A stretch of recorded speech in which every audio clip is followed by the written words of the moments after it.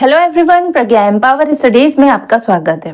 हमारा टॉपिक चल रहा है प्रॉब्लम ऑन ट्रेन्स, रेल संबंधित प्रश्न। इसके क्वेश्चन हमने स्टार्ट कर दिए थे। एक नया क्वेश्चन आज देखते हैं। तो देखिए, क्वेश्चन है, एक रेलगाड़ी 120 मीटर लंबे प्लेटफॉर्म को 12 सेकंड में तथा एक खंबे को 2 से 2/5 सेकंड में पार करती है। रेलगाड़ी कितने किलोमीटर प्रति घंटा दूरी तय कर रही है? मतलब रेलगाड़ी की चाल ज्ञात करना है, रेलगाड़ी की स्पीड ज्ञात करना है। दिया है ना किलोमीटर प्रति घंटा, दैट मीन कि हमको चाल ज्ञात करनी है, स्पीड ज्ञात करनी है। तो क्वेश्चन स्टार्ट करते हैं। देखिए, एक रेलगाड़ी 120 मीटर लंबा प्लेटफॉर्म, तो प्लेटफॉर्म 120 मीटर लंबा है, पर रेलगाड़ी की लंबाई हमको ज्ञात नहीं है। पर हमको रेलगाड़ी की लंबाई ज्ञात होनी चाहिए, पता होनी चाहिए। तो हम मान लेते हैं, माना रेलगाड़ी की लंबाई, क्योंकि मैंने आपको सारे केसेस बता दिए हैं, तो हमको पता है कि हमको रेलगाड़ी की लंबाई तो पता होनी चाहिए, चाहे हमको समय ज्ञात करना हो या चाल। x metre. अब मीटर क्यों मान रहे हैं? क्योंकि प्लेटफॉर्म की लंबाई भी मीटर में है, हमने मीटर मान ली, है ना। और देखो, टाइम भी क्या है, सेकंड में है ना। जितनी भी हमको यूनिट गिवन है वो सेकंड में है, दोनों टाइम की, और ये मीटर में।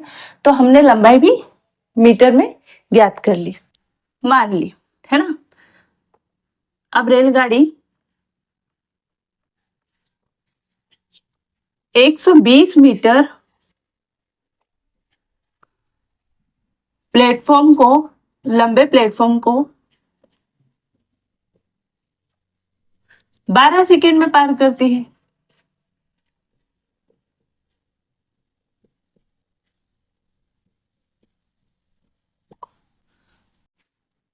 तो चाल क्या होगी?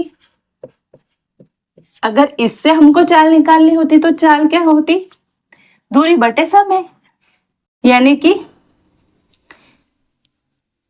रेल की लंबाई प्लस प्लेटफॉर्म की लंबाई 120 मीटर बटे समय, यानी कि 12 सेकंड।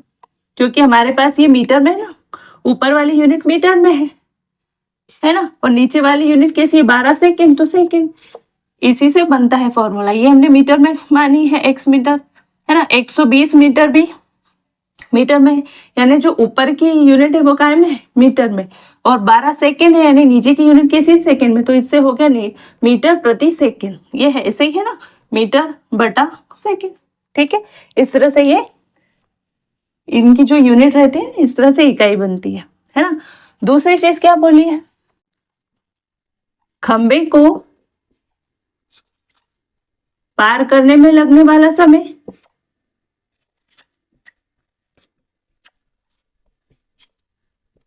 लगा समय क्या होगा, जो कि रेलगाड़ी लेती है कितना, 2 से ही 2/5, यानी सेकेंड। इसको हम ऐसे लिख सकते हैं, 2 5 10, यानी 12/5 सेकेंड लिखा जा सकता है। ठीक है, अब देखिए, तो चाल क्या होगी? देखो, चाल तो दोनों केस में समान होगी।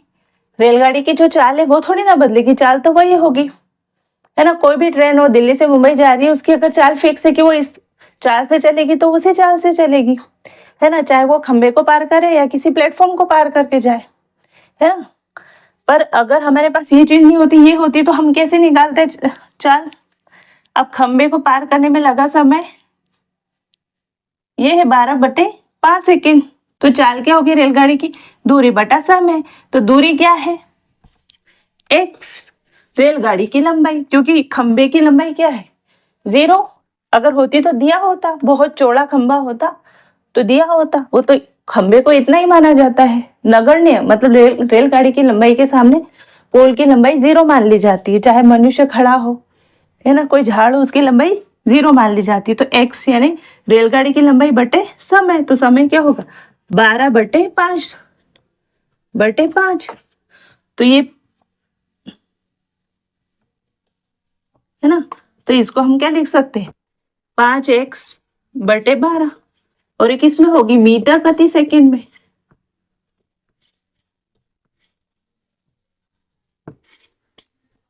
क्योंकि ये मीटर में है दूरी, लंबाई, और समय सेकंड में है, तो मीटर प्रति सेकंड।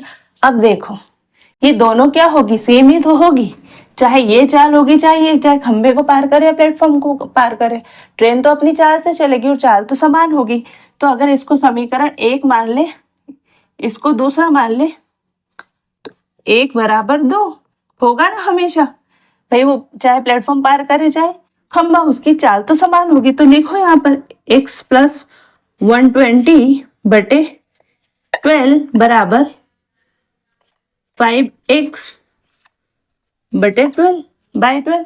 हमको क्या करना है, x का मान ही तो ज्ञात करना है, तभी तो हम उसकी किलोमीटर प्रति घंटा में क्या निकालेंगे, चाल निकालेंगे। क्योंकि देखो यहाँ भी हमने चाल तो पता कर ली, पर x का मान का है हमारे पास नहीं है। यहाँ से भी हमको चाल पता चल गई, लेकिन x का मान नहीं है। मतलब इस क्वेश्चन में मेन चीज क्या थी कि आप रेलगाड़ी की लंबाई याद कर लो, तो आप चाल तो बता दोगे, क्योंकि देखो यहाँ से भी चाल निकल गई, यहाँ से भी चाल निकल गई, लेकिन जब x की वैल्यू पता होगी तभी तो हमको पता चलेगी कि उसकी स्पीड क्या है। तो बस इससे हमको x का मान मिल जाएगा। तो ये 12 से 12 गया है ना, ये 5x, ये वाला x इधर चले जाएगा तो कितना होगा, 4x। सॉल्व कर लेंगे तो, है ना, ये x इधर जाएगा तो माइनस हो जाएगा। अभी 4 × 12 और ये 0, तो x की वैल्यू क्या हो गई, 30। ठीक है, x की वैल्यू हमारे पास 30 आ गई, और 30 का है मीटर में, क्योंकि ये तो रेलगाड़ी की लंबाई है ना, मीटर में होगी। तो चाल क्या होगी, मैं आधा क्वेश्चन यहाँ कर देती हूँ, है ना। तो हम क्या करेंगे, चाल ज्ञात करने के लिए x का मान समीकरण 2 या 1 में कहीं भी रख दो, 2 में रख दो, कहीं से भी हो जाएगा, जो आपको इजी लगे। चाल बराबर क्या होगी, 5 × ये 30/12, है ना। 6 दूनी 12, 6 × 5 30, तो ये कितना होगा, 25/2। क्या होगा, ये मीटर प्रति सेकंड में। ये आंसर होगा मीटर प्रति सेकंड। ठीक है, 25/2। बट इसमें क्वेश्चन में क्या बोला है, रेलगाड़ी कितने किलोमीटर प्रति घंटा की स्पीड से चलेगी, दूरी तय करेगी। एक ही बात है कि स्पीड ज्ञात करने पर किसमें, किलोमीटर प्रति घंटा में। हमारा आंसर क्या है, ये मीटर प्रति सेकंड में। क्यों, क्योंकि ये सब मीटर प्रति सेकंड में ही चल रहा था, हमारे पास यूनिट मीटर और सेकंड में थी। तो इसका हम कन्वर्ट करेंगे इसको, यानी 25/2 को किलोमीटर प्रति घंटा में बदलने के लिए हम 18/5 से मल्टीप्लाई करेंगे, है ना।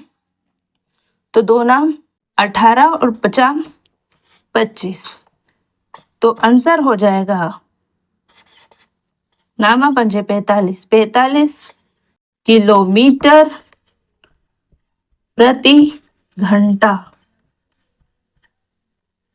ठीक है, मैंने आपको बताया था कि 18/5 का मल्टीप्लाई कब करते हैं, जब आपको मीटर प्रति सेकंड से किलोमीटर प्रति घंटा में कन्वर्ट करना होता है। तो ये किलोमीटर प्रति घंटा में कन्वर्ट करने के लिए हमने 18/5 का मल्टीप्लाई किया। अब आप भूल जाओ कि 18/5 करना है या 5/18, तो देखना कि 1 सेकेंड में कम दूरी तय करेगा। ये लॉजिक है बस, है ना। इस 1 मीटर याद करने के लिए ट्रिक है कि 1 सेकेंड में कम दूरी चलेगा, पर 1 घंटे में ज्यादा दूरी चलेगा। तो ज्यादा दूरी करेगा, इसलिए 18/5 का मल्टीप्लाई करना। और घंटे से सेकेंड में कन्वर्ट करना हो तो आप 5/18 का मल्टीप्लाई करोगे, क्योंकि सेकेंड में चली गई दूरी कम होगी, तो कम से मल्टीप्लाई करना, तो 5/18 का मल्टीप्लाई करना। बट यहाँ पर हमको किलोमीटर प्रति घंटे में कन्वर्ट करना था, इसलिए हमने 18/5 का मल्टीप्लाई किया। आप चाहो तो इसको वैसे भी कर सकते हो, 3600 सेकेंड और 1000, है ना। बाकी डायरेक्टली भी आप कर सकते हो। 18/5 का मल्टीप्लाई किया, हमारा आंसर है 45 किलोमीटर प्रति घंटा। देती हूँ आंसर क्या है हमारा, 45 किलोमीटर प्रति घंटा। आई होप कि ये वहाँ दिख रहा होगा, बट अगर ना दिख रहा हो तो यहाँ मैंने आंसर लिख दिया। 25/2 को 18/5 से मल्टीप्लाई करा और आंसर आया 45 किलोमीटर प्रति घंटा। तो आई होप ये क्वेश्चन आपको अच्छे से समझ में आया होगा। क्वेश्चन अच्छा भी था। इसी तरह के क्वेश्चन आते हैं और हम थोड़े और क्वेश्चन सॉल्व करेंगे जिससे हमारी प्रैक्टिस और अच्छी हो जाएगी। तो अगर आपको वीडियोस अच्छे लगते हैं, समझ में आता है, तो प्लीज़ चैनल को सब्सक्राइब कीजिएगा, अपने फ्रेंड सर्कल में शेयर कीजिएगा और वीडियोस को अंत तक देखिएगा, जिससे कि आगे वाले वीडियोस भी लास्ट तक देखिए और नोटिफिकेशन के लिए आप बेल आइकन को प्रेस कीजिए, जिससे मेरे आगे आने वाले वीडियोस के नोटिफिकेशन भी आपको मिलते जाएंगे। मिलते हैं नेक्स्ट वीडियो में, तब तक के लिए जय हिंद, जय भारत। Thank you.